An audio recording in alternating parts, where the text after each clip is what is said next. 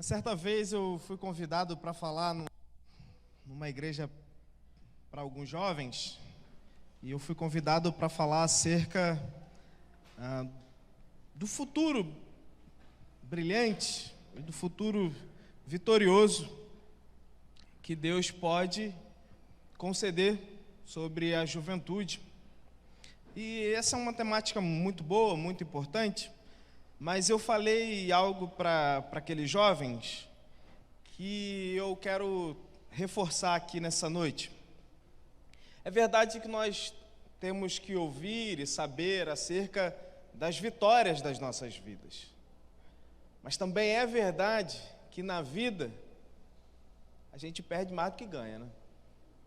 E a gente precisa aprender a lidar com as derrotas, com as dificuldades, com os sofrimentos.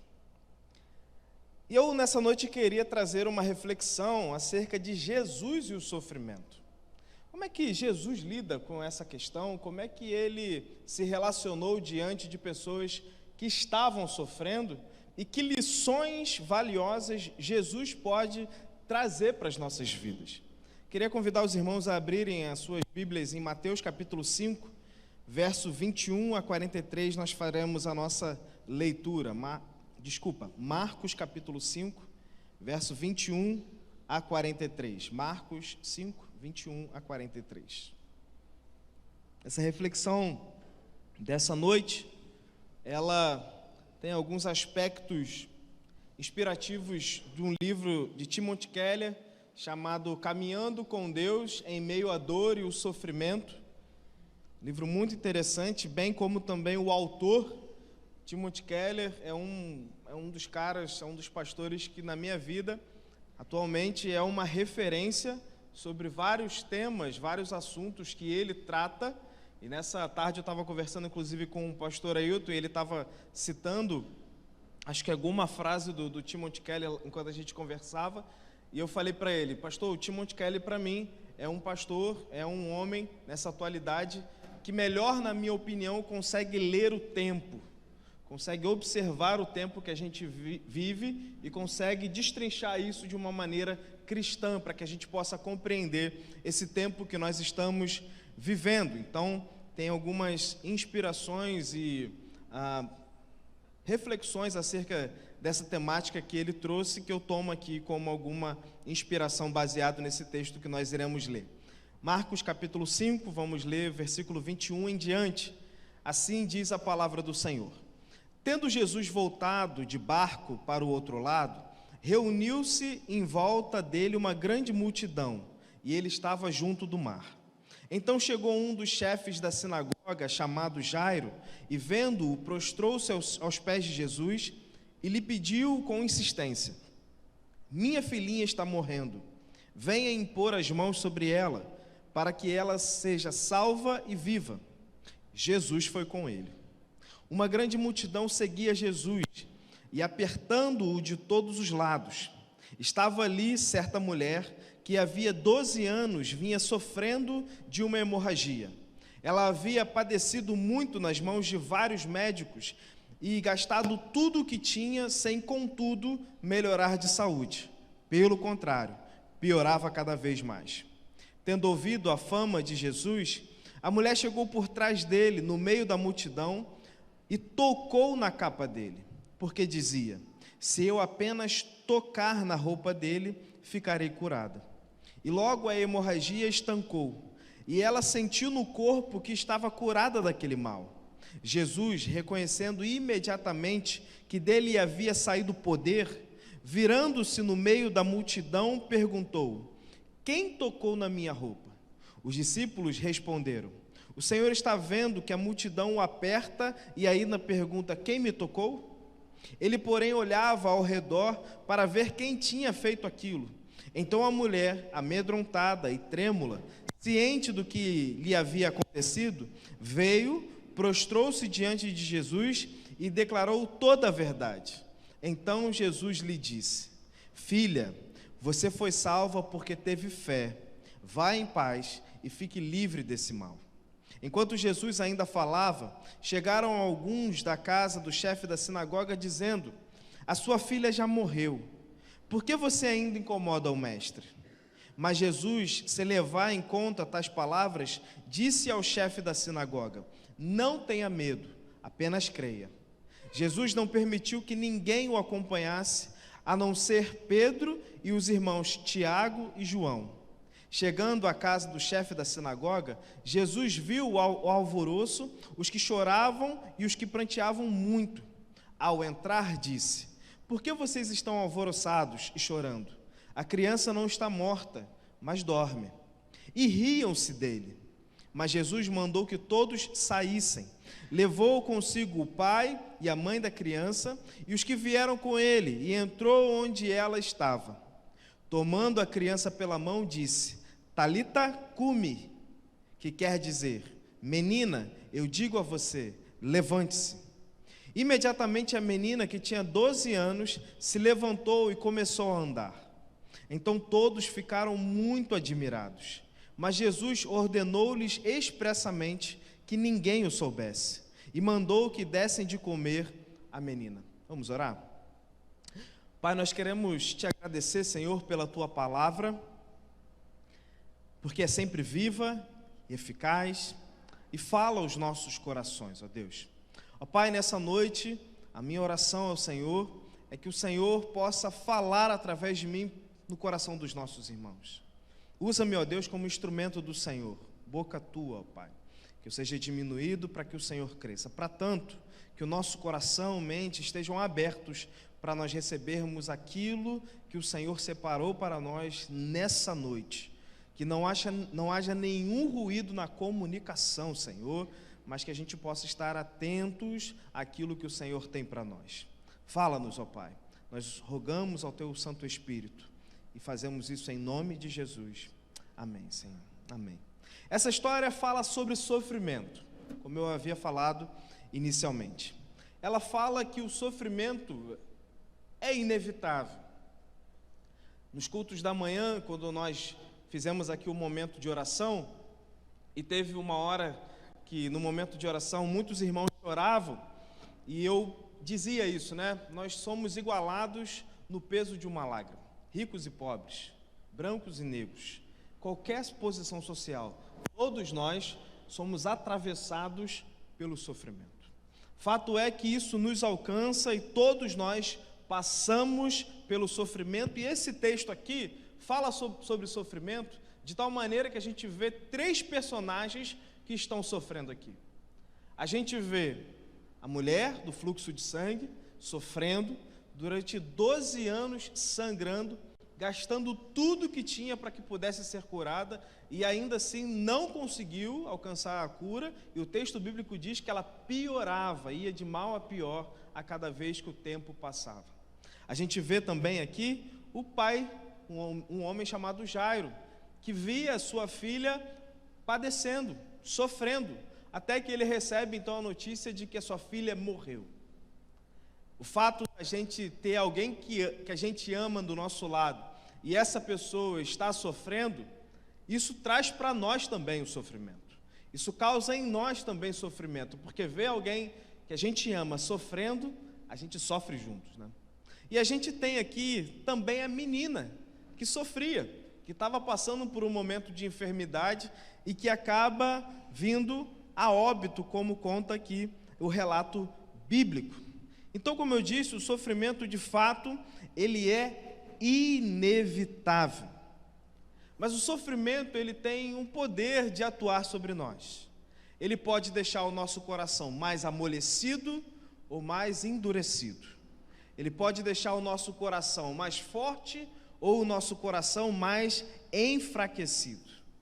Fato é que o sofrimento vai nos transformar. Não há ninguém que passe pelo sofrimento ou é alcançado pelo sofrimento e permaneça a mesma pessoa.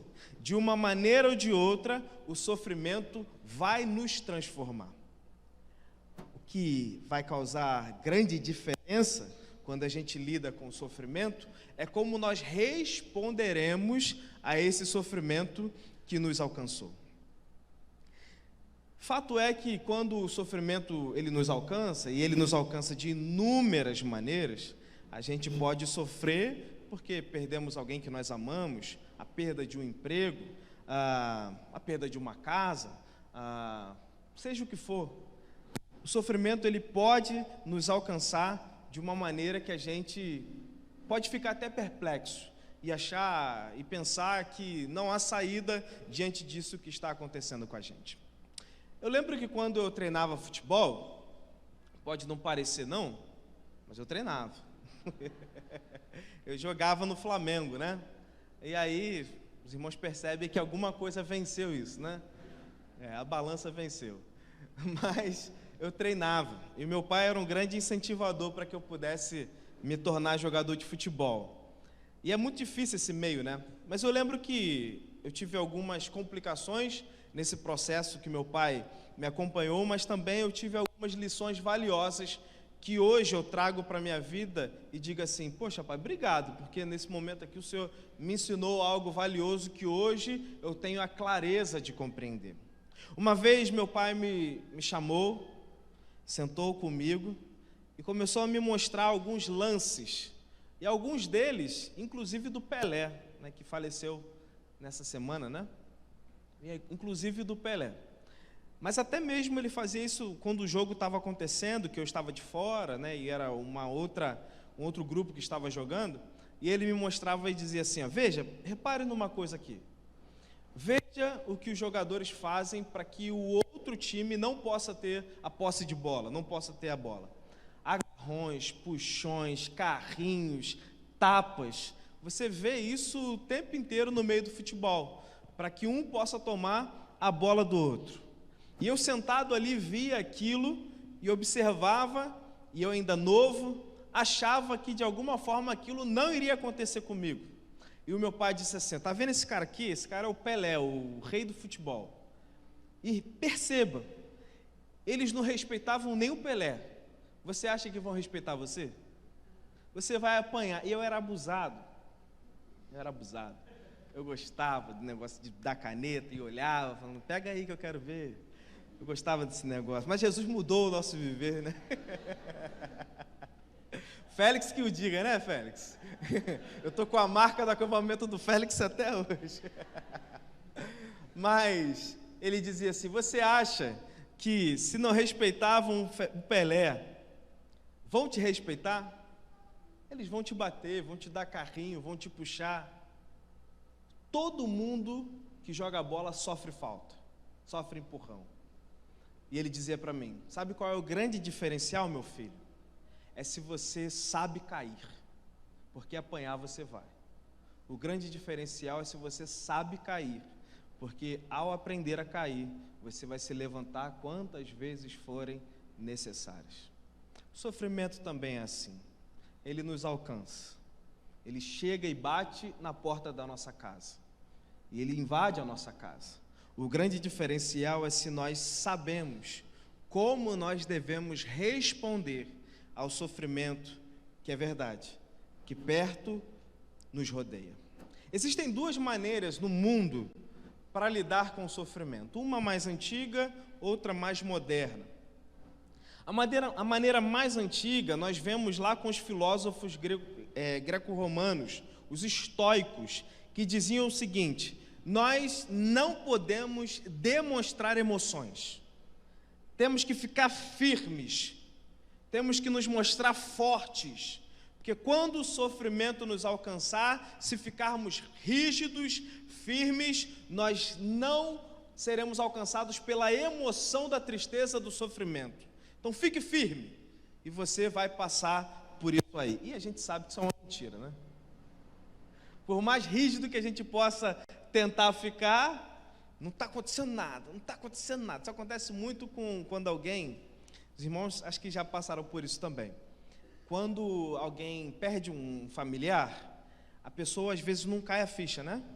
E ela está ali, rígida, firme. Não é que ela não esteja sentindo nada, mas ela está ali suportando da sua maneira, o seu jeito. Até que um dia, aquilo tudo que está dentro da pessoa explode. E ela chora, e demonstra que aquele sofrimento que ela estava sentindo, sim, de fato, a afetou, de fato, a alcançou. Uma das saídas, por exemplo, dentro desse pensamento estoico aqui, de que nós devemos nos manter fortes diante do sofrimento, é aquela ideia de que é melhor eu não criar muita expectativa com algo, porque se assim eu fizer, eu não me frustrarei. Então não vou criar nenhuma expectativa, porque vai dar errado. E se der errado, eu já estarei preparado para isso, e eu então não serei tão abalado por causa dessa razão de que deu errado. Essa é uma maneira do mundo de lidar com o sofrimento. Existe uma outra maneira também de lidar com o sofrimento, de uma maneira secular, que é uma maneira mais moderna, que é uma maneira mais onde tudo que importa está nesse mundo. Então, todo o significado da nossa vida tem relação com algo desse mundo. Então, o que é importante? Importante é o nosso emprego, importante é a nossa carreira, importante é ganhar dinheiro, importante é aquele romance que nós queremos ter, o amor da nossa vida. Então, o que importa é o aqui e agora.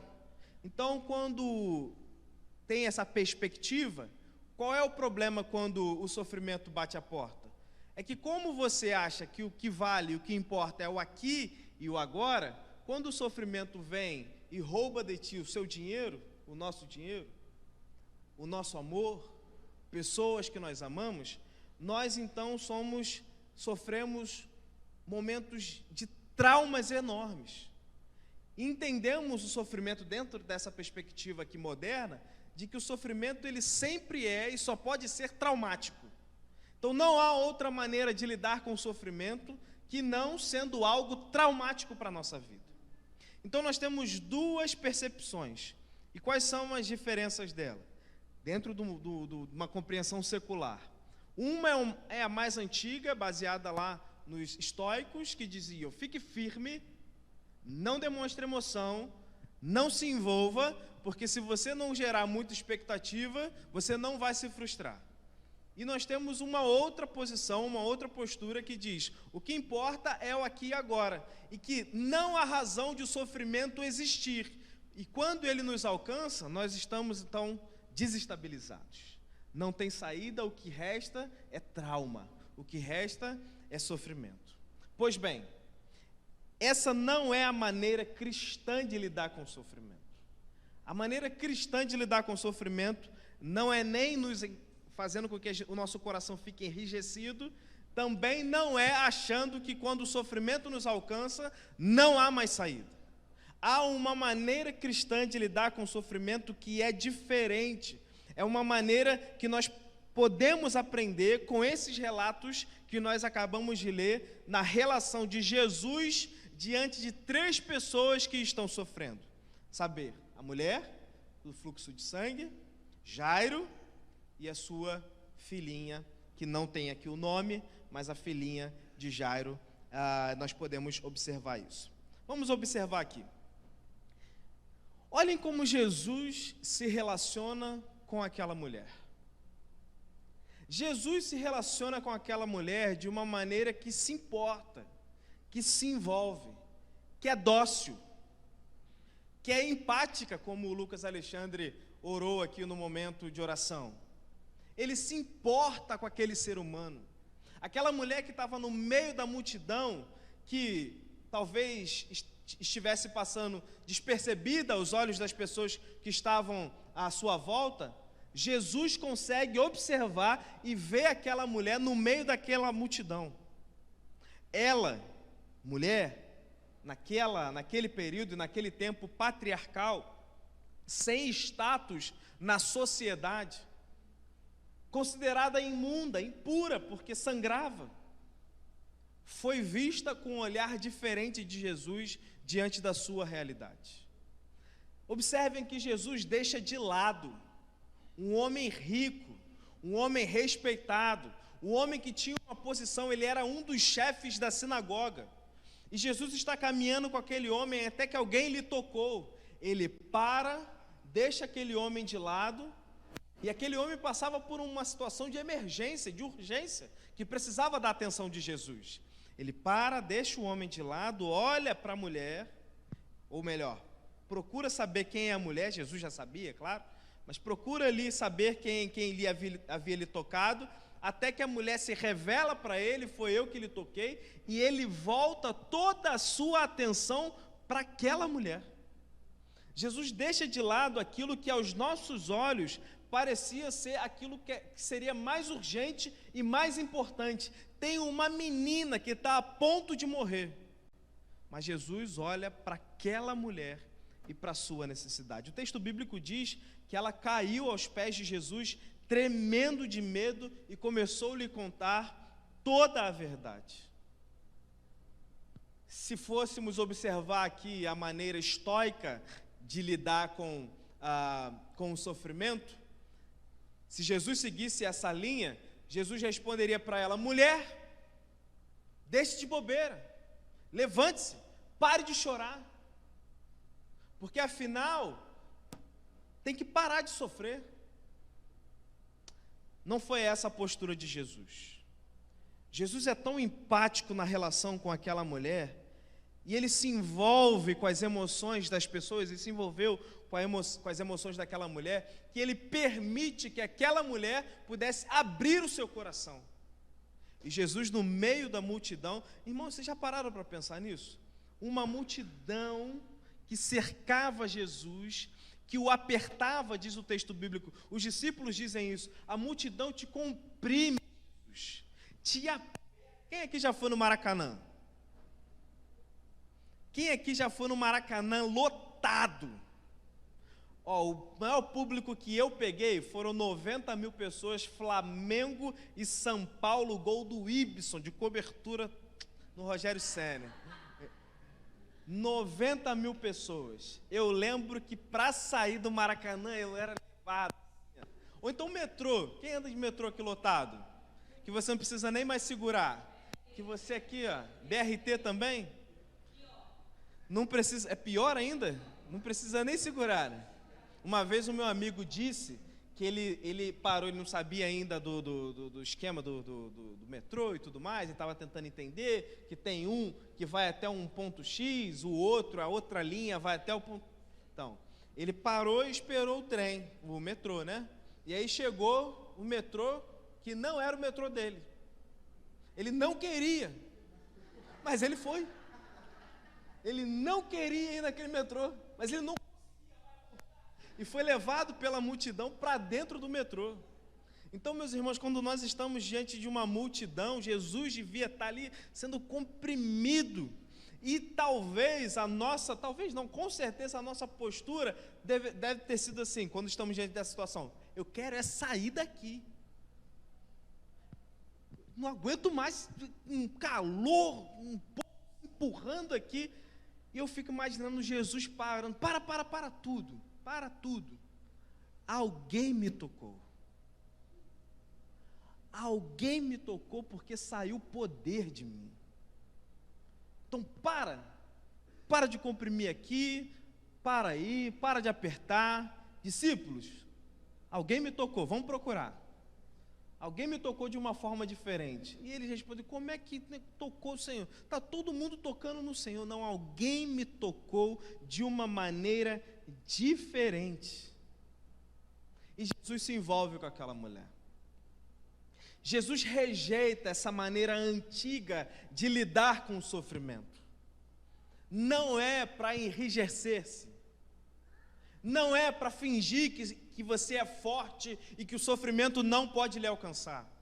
O sofrimento alcança cada um de nós.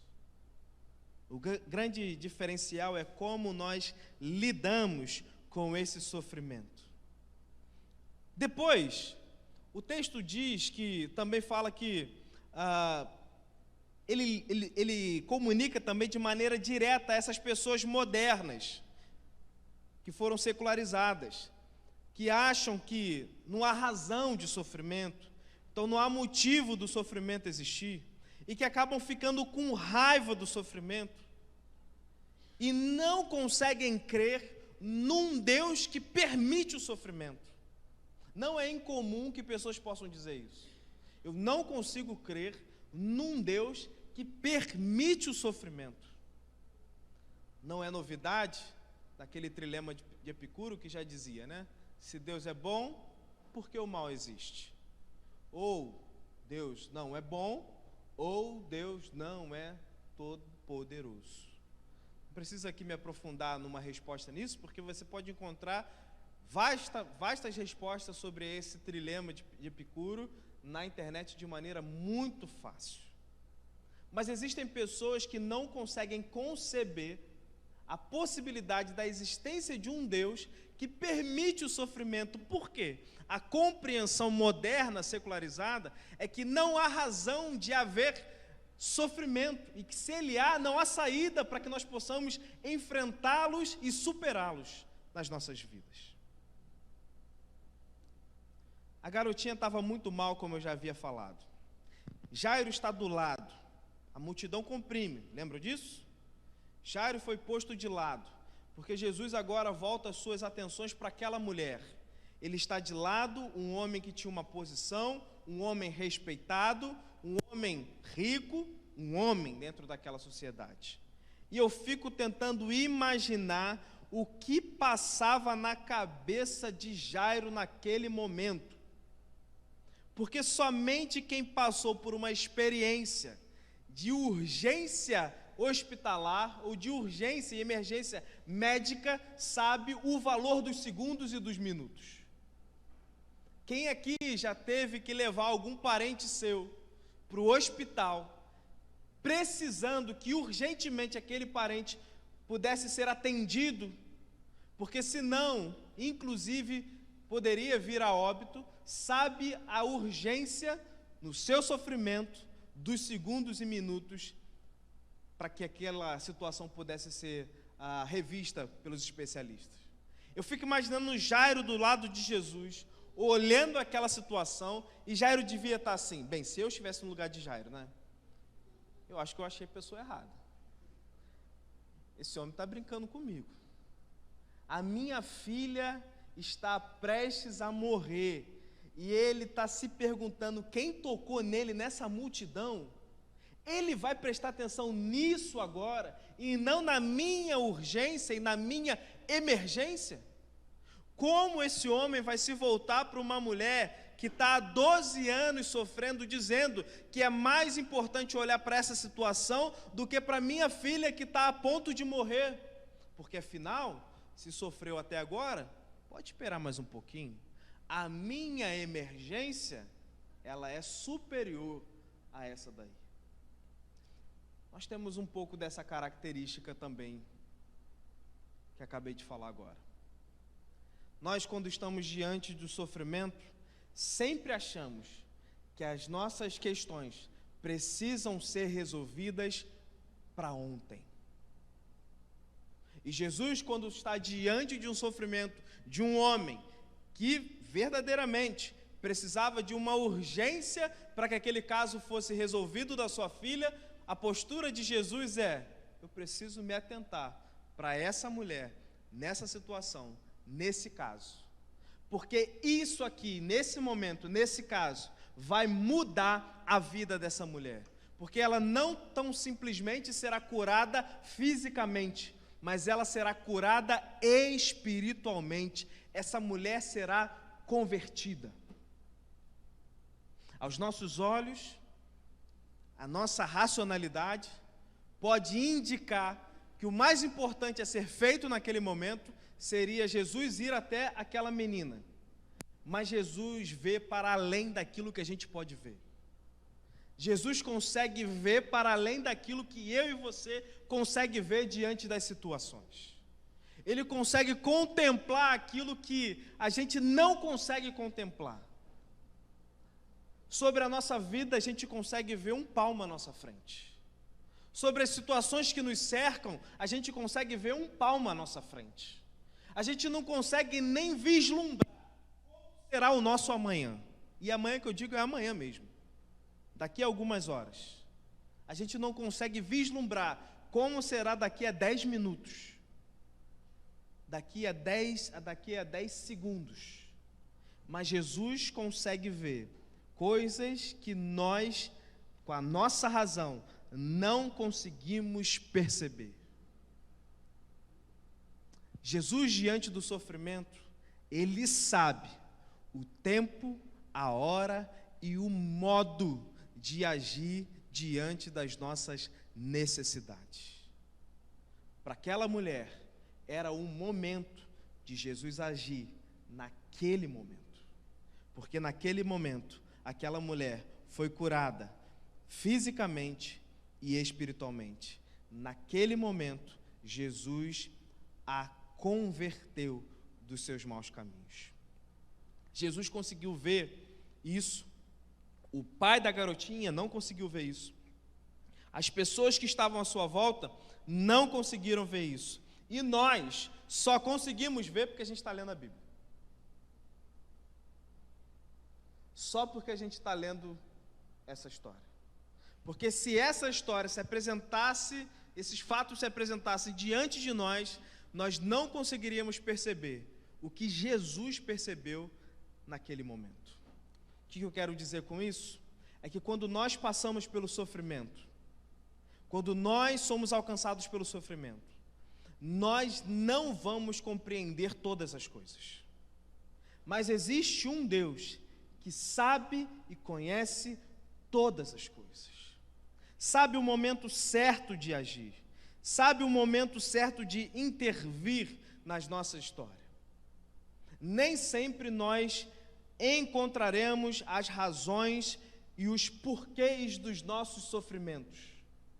Não é incomum quando nós, pastores e líderes, recebemos essas perguntas. Bem, pastor, eu estou sofrendo, mas me diga, por que eu estou sofrendo?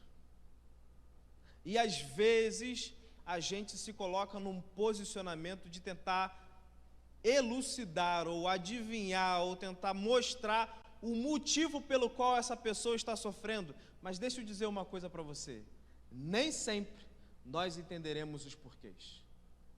Me diga o porquê de Jó ter sofrido.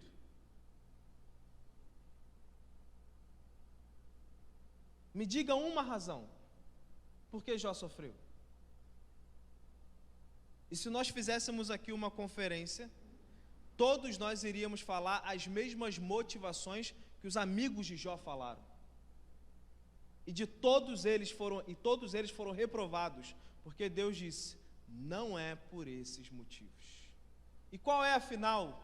Só Deus sabe. Só Deus sabe. Fato é que muitas vezes os porquês podem nos atrapalhar mais do que nos ajudar. Imagine se alguém chega para Jó, ou para José, ou para qualquer outra pessoa, algum personagem bíblico que sofreu na história, e contasse para ele todo o relato que iria acontecer. E fizesse sentido então para aquele personagem. Ah, tá, então eu vou sofrer porque alguém vai falar de mim. Alguém vai conhecer a minha história. Então eu vou sofrer por isso. Aí vale a pena, porque o meu nome será perpetuado na história e vão falar acerca de mim. Então eu vou sofrer, então eu vou aguentar o sofrimento. Se assim o fosse, essa pessoa iria sofrer não por amor ao Senhor, mas por amor a si mesma. E ela se tornaria mais arrogante, porque ela aguentaria o sofrimento para que ela pudesse ser reconhecida na história. Nem sempre nós entenderemos o porquê. Nós entendemos o porquê Jesus sofreu. Há um texto, muito mais do que isso, há um livro que mostra para a gente o porquê Jesus sofreu. Por que Jesus padeceu? Porque Jesus sofreu e experimentou tudo o que ele teve que experimentar na sua vida por amor a nós. Mas não há um livro sobre a história de cada um de nós. Nem sempre nós entenderemos os porquês. Mas fato é que Deus há de ser glorificado em tudo o que acontece em nossas vidas. Por que Jesus teve que esperar mais um tempo, ao invés de atender aquela menina, voltou-se para a mulher?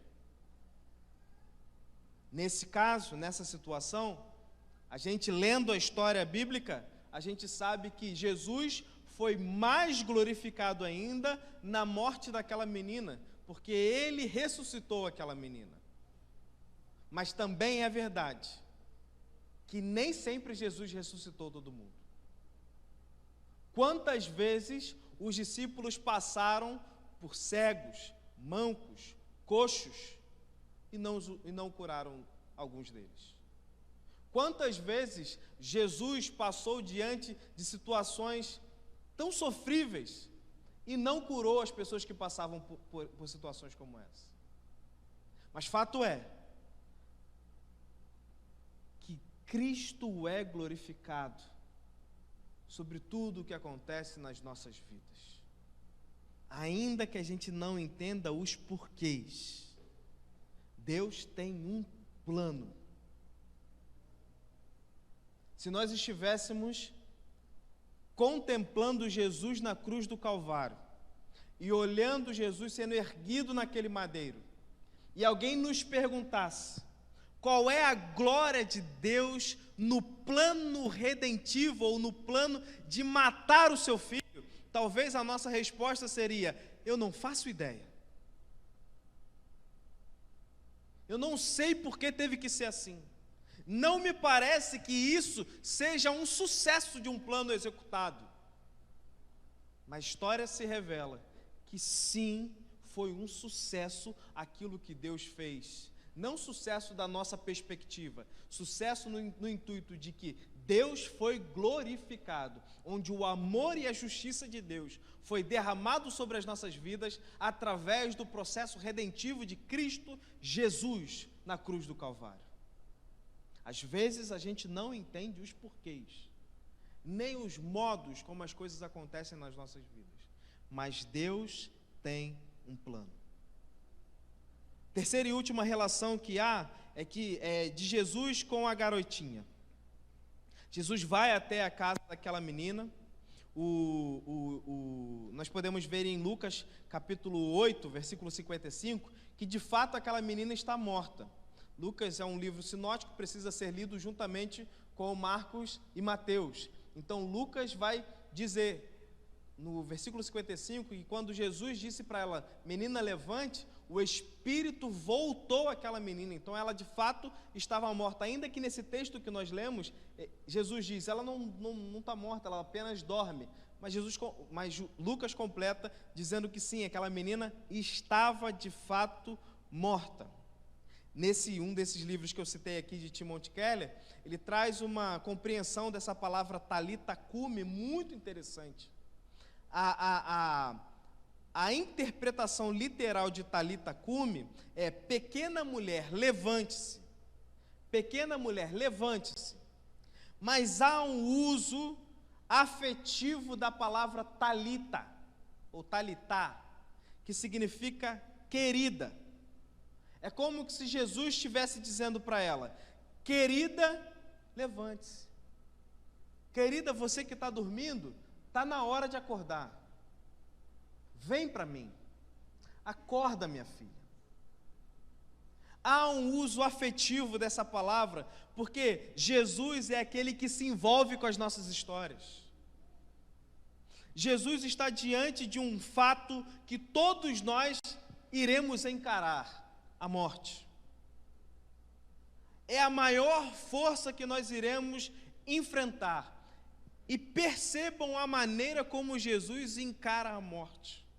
Enquanto muitos de nós, tememos a morte, porque um dia sucumbiremos a ela, se Jesus assim não voltar antes, mas esse será um fato. Jesus encara a morte mostrando que ela é um adversário fraquíssimo diante do seu poder. Jesus está olhando aquela menina deitada, sem vida, toca na sua mão e diz para ela: Talita, querida, levante-se, acorde. Enquanto muitos judeus não podiam tocar em nada impuro, como por exemplo até mesmo um corpo morto, sem vida, Jesus toca com toda a autoridade naquela menina, naquela criança, e diz: acorde, menina, minha querida, levante-se. Perceba como Jesus não faz um show, uma encenação, não há gritos, não há repreensões, há apenas um gesto.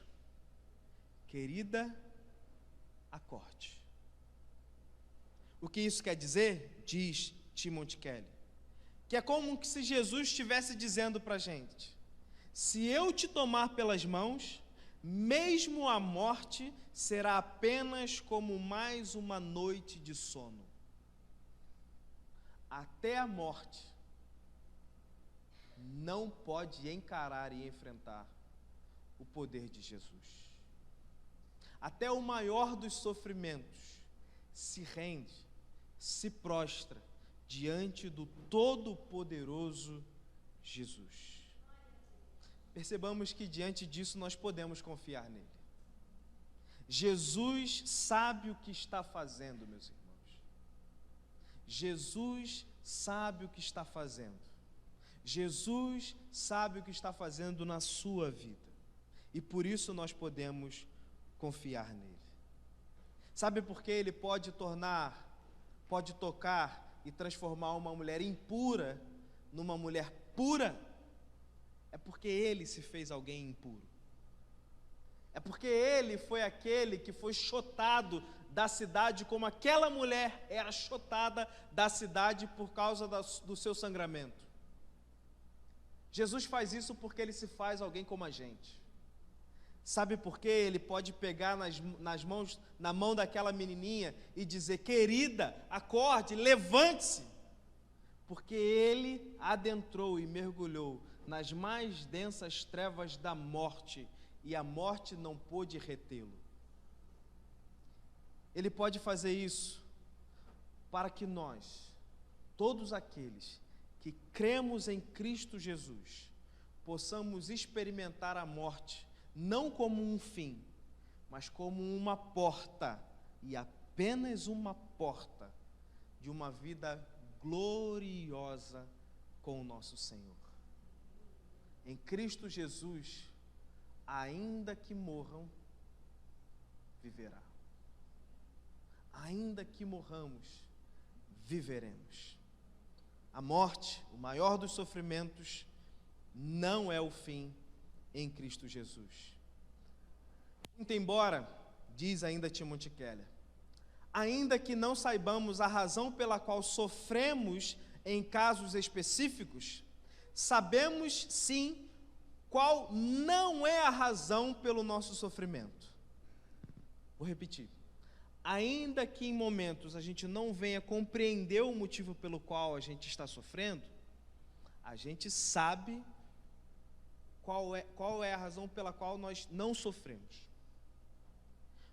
Nós sofremos não porque Deus não nos ama, pois sim, Ele nos ama. E a prova disso foi que Ele mesmo sofreu e morreu por nós. Dentro dessa compreensão antiga e moderna, secularizada, a pessoa moderna, secularizada, tem o seu significado de vida destruída quando o sofrimento lhe alcança. Aqueles que pensam de uma maneira mais antiga, acham que o sofrimento é tão somente um estado, uma situação que acontece com todos nós, irá acontecer, mas que pouca utilidade tem. Mas para nós cristãos, para aqueles que creem em Cristo Jesus, o sofrimento tem o potencial de nos atrair cada vez mais para próximos do amor de Deus. O sofrimento pode nos levar para os braços de Deus, que sofreu por nós. Jesus é alguém que se identifica com você. Jesus é alguém que se identifica com a sua história. Jesus é alguém que pode dizer: eu sei a razão do sofrimento, porque eu sofri como você pode sofrer. Mas em Cristo Jesus, o sofrimento não tem a última palavra. E ainda que a gente não venha entender os porquês dos sofrimentos terem nos alcançado, uma coisa é certa: Deus tem um plano. E nós podemos confiar nos planos de Deus, porque jamais eles podem ser frustrados. Que essa palavra nos traga confiança em Cristo Jesus. Confiança de estabilidade mesmo, de certeza, de âncora. De âncora. Que a nossa fé, a nossa esperança seja como essa âncora depositada no nosso Senhor Jesus Cristo. Que quando o sofrimento bater a nossa porta, nós não queremos nos agarrar a ele, mas que quando bater a nossa porta, a gente venha entender que Deus tem um plano e que até pelo sofrimento Deus pode ser glorificado e exaltado, e que assim aconteça nas nossas vidas, em nome de Jesus. Que Deus nos abençoe.